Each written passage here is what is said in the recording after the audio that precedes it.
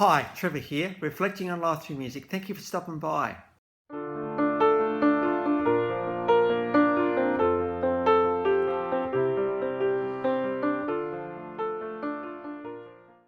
Well, coming in today again, you're very, very welcome. How great to see you all here.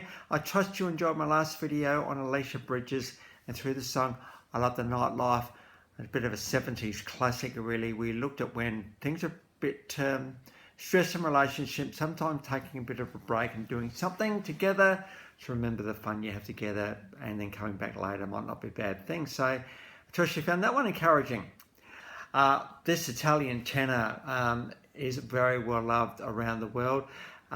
He did grow up was born vision impaired, but that didn't stop him showing from a very, very early age that this guy loved music. The guy we're talking about is Andrea Bocelli. He obviously, being a bit vision impaired, he had to take a bit of comfort. He did this in music and he learned a few instruments: piano, flute, sax, trumpet, trombone, and drums, of all things. And his voice developed pretty much from the age of 7. It was unfortunate. If vision impairment wasn't enough, at the age of 12, he got hit in the face with a soccer ball, and because of that, he lost his sight completely. And so life could have been over for Andrea, but he decided, no, I reckon I've got a bit of a voice, so let's see what happens. He has his first competition win at the age of 14. And it was in 1992 that he teamed up with Zucchero, who was a massive Italian rock singer, and sang the song Miserere. I've got a live version of that one below. This is one of the great things about Andrea, is the fact that he not as scared. He can do the operatic stuff really, really well. Obviously, you know, a tenor needs to be able to sing some of the most iconic arias of all time. But as well as that, we've got his ability to be able to do sort of more contemporary stuff. And I'll get onto a couple more of the contemporary ones in a minute. Very, very versatile, this guy indeed. He was signed to Sugar Music around that time in 1996. Off the album Viaggio Melanio, probably one of his most well-known songs, Time to Say Goodbye. This was a duet with Sarah Brightman, who at the time, and this is Time to Say Goodbye very, very much. It could be about, you know, a relationship, saying goodbye to that. Hey, look, it's not working, we need to call it. Or it could be, you know, someone's died, and, you know, often this song is played sort of at the end of a funeral service. It's time to say goodbye. But as I've said a few times, we don't ever say goodbye completely, because that person's well and truly part of us. We can't pretend they're not. But time to goodbye, we do need to hear the goodbye word as well. So this is a massive song for both Sarah and Andrea. We've got a live version all the way forward in 2007. Andrea has performed before the Pope. 1999, probably one of his most well-known songs, The Prayer, with Celine Dion. They actually sang this at the Grammy Awards, and very much a song around, you know, where's this world going? What's this world about? We need some hope in this world, absolutely. And there's nothing like the concept of prayer to enable that kind of feeling to happen. And so we've got a stunning version of Celine and Andrea singing The Prayer. We also have a live version of Andrea and Virginia Bocelli singing Hallelujah. There's a live version of that one. So Andrea can play the guitar as well as sing and do a few other things. It's good just to see him and one of his family singing that song together. Andrea also plays piano, and the song Pianissimo. It's a bit of an official clip on that one. He's spending time with his wife, and just the beautiful piano. There's some vocal stuff in there, absolutely.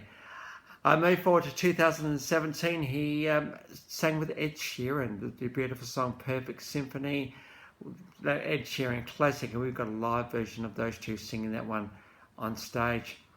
Andrea has won 2 Billboard Awards, 6 Classic Brit Awards, star on the Hollywood Walk of Fame. He's been acknowledged in both Italy and the Dominican Republic with pretty high awards over there.